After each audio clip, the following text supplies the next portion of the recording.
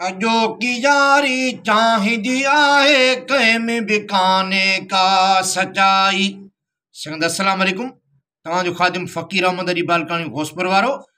जीअं त अॼुकल्ह चांहि जा ई यार हलनि पिया, चांहि जे प्याले जो हर को मतिलब जो आहे। शाइर आहे सौदाई सिकंदर अली पहवार रुस्तुम शहर जो। ख़ासि फरमाइश मुंहिंजो प्यारो दिलवारो नसरुल्ला बंगुलाणी मक्सी स्टाफ बैज़ाणी खां, जेको हींअर दुबई रहे पियो, ऐं कादिर बख्श बंगुलाणी ऐं ग़ुलाम कादिर बंगुलाणी ठुल खां, ऐं मोहम्मद इमरान बंगुलाणी मक्सी स्टाफ खां, कादिर बख्श बंगुलाणी बि मक्सी स्टाफ खां। महिरबानी। अजो की यारी चाहिदी आहे कंहिं में बि काने का सचाई। अजो की यारी चाहिदी आहे कंहिं में बि काने का सचाई। कहीं में भी काने का सचाई। नाहे रही दुनिया में वफाई कहीं में भी काने का सचाई।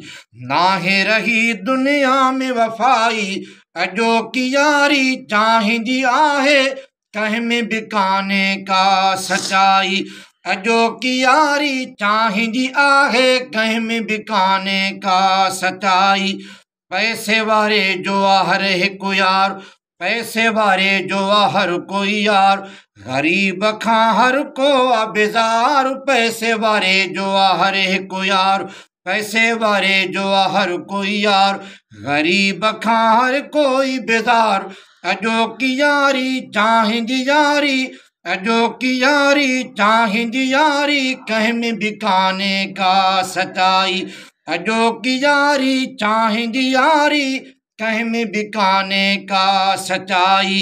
कहीं में भी काने का सचाई। नाहे रही यारो त वफाई कहीं में भी काने का सचाई। नाहे रही दुनिया में वफाई। अजो की यारी चाहिदी यारी कहीं में भी काने का सचाई। अजो की यारी चाहिदी यारी कहीं में भी काने का सचाई। हाज़िम आहे मूं ॾिठो आहे चांहि जो प्यालो मिठो आहे। आज़िम आहे मूं ॾिठो आहे। इहा त हिकिड़ी हक़ीक़त आहे। हाणे बि मूंसां हिकिड़ो मरा अहिड़ो ई टकरियो। आज़िम आहे मूं ॾिठो आहे चांहि जो प्यालो मिठो आहे। अजो की यारी चाहिदी यारी कंहिं में भी काने का सचाई। अजो की यारी चाहिदी यारी कहीं में भी काने का सचाई। कहीं में भी काने का सचाई। नाहे रही दुनिया में वफाई। अजो की यारी चाहिदी यारी कहीं में भी काने का सचाई।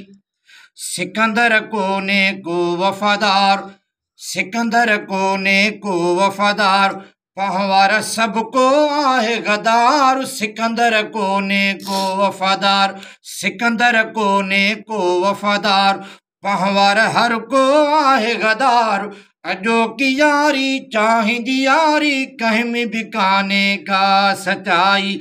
अजो की यारी चाहिदी यारी कहीं में भी काने का सचाई। कहीं में भी काने का सचाई।